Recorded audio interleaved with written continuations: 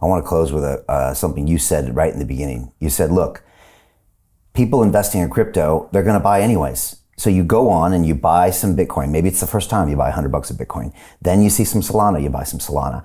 And then you start upping your portfolio. You're going to make these decisions anyways. So why not have something behind it that's going to tell you more about the right times to get in, the right times to get out? It's like driving right now without Google Maps. It's like you got to be crazy not to do something like that. Yeah, I mean, even if your goal is to be like a Michael Saylor Strategies, and we have institutions wanting us to use us for these types of things, and your goal is to buy and hold more or less, you can set up the same thing with treasury management. You can set up the system and you could be buying the dips for Bitcoin and selling 20% after it's run X amount, and then rebuying that 20% when it dips, and then selling it when it pops, that same 20%, and then that will compound a lot if you're doing it. And these can be models that you can make pretty quickly depending on your expertise, but it's not very hard to say, if Bitcoin drops 5% in a day, buy it. Usually we all know that's going to happen, and Bitcoin drops, we also know that it's going to probably recover. So long as you're not being greedy, you won't have these issues. Yeah. Greed is one of the biggest issues with trading. It's a killer, huh? Yeah. Just a killer. Fear and greed, right? Yeah. But greed is worse than fear. I'd say greed's the worst. That's wild. You know what I think I should do? I'm just throwing this out there as an idea. I think I should set up an account with you and trade and start talking about it publicly, and maybe even posting my results and just showing people the method behind the madness, with the continual message that, okay, now you're in crypto, welcome to a whole new world where the old school of trading won't work, and just talk about what's happening and talk about the results and talk about some of the things that happened in that trading account, and just show people that there could be a new way to do this. Yeah, I mean, I think you'd be surprised how easy it is. I have a trending model, which is a little bit more advanced. There's Hearst exponential and some other stuff in there. But for more but more simplistic models, you could literally just have something that capturing with two nodes,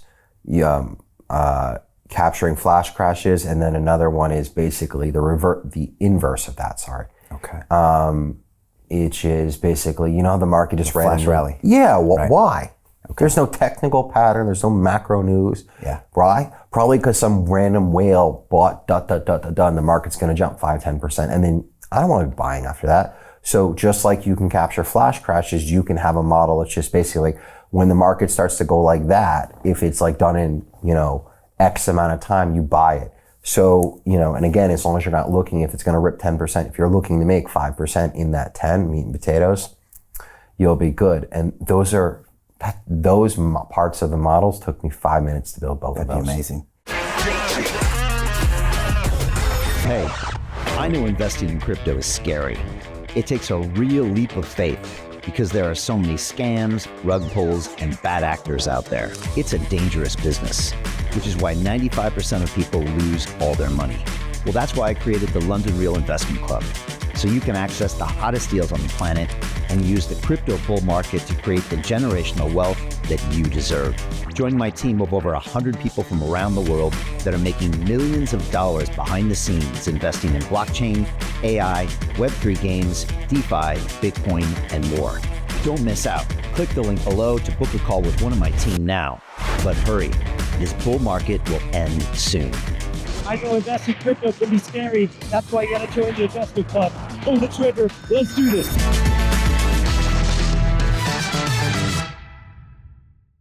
It'd be nice also to report back and say, okay, by the way, yesterday this happened and the algorithm showed to do this and that's how we made the money. Or this happened and we didn't jump in on that because the algorithm knew not to do the stop. It makes it so much easier. I have basically an automated version of what I do discretionary. It made about, how do I say this? Let's just say it made 3x more in the last 45 days than it made in all the other months. And it made whatever, I can be candid. It made about 700-800% from January 1st through mid-March-ish, which Okay. is when the rallies started. I think it was March-ish. And then March through, it was like late March, whenever the rally started. And from then, the results have been like 5x. Okay. And then that's, I think, how you define a good strategy. If you can make good money in the bear market, you will make money in the bull market, you know.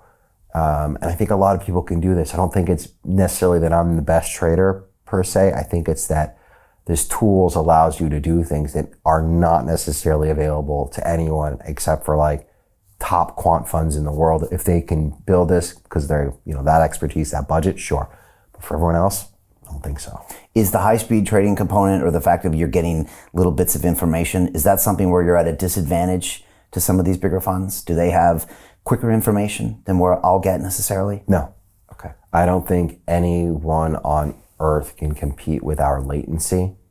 The guys that does the infrastructure for these people, that's who did our infrastructure. So we have the fastest possible stuff in the world. And in terms of data providers, if these funds are doing it, they are using some of the same data providers. So for data we collect, we have all of our own data straight from the exchanges.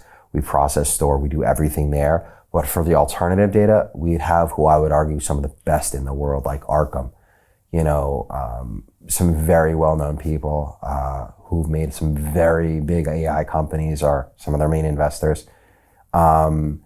And they're just some of the best data in the world. No one really has these partnerships with these guys. We do. I know this because I'm friendly with the founders, the CEOs, and no one's thought to do this. No one's thought to take the best data and make it actionable. And I think that's one of the issues we've had for years is, you know, for the last couple of years, we've been a data-driven world. Like everyone's like making data, collecting data. But like, I think the question's been probably on the minds for, well, probably 10 years now. So what do we do with this data? To continue watching the rest of the episode for free, visit our website londonreal.tv or click the link in the description below.